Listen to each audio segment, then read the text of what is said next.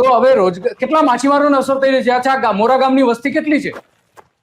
સાહેબ ખાસ કરીને મોરા ગામની મતદાર યાદી પ્રમાણે જો વસ્તી ગણવા જાય ને સાહેબ તો કદાચ 2500 ની 3000 આજુબાજુ છે.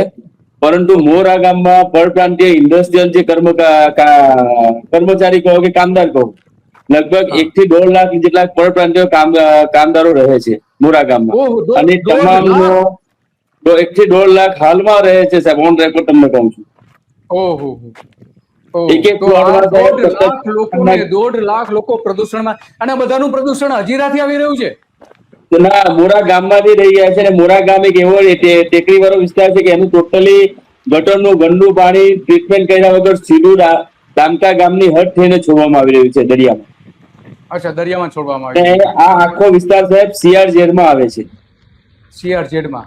અને ત્યાં આવી પરિસ્થિતિ હોય તો અત્યંત બહુ ગંભીર કહેવાય કે ખરેખર આ જે પરિસ્થિતિ છે એ પરિસ્થિતિ ચિંતાજનક તો છે જ.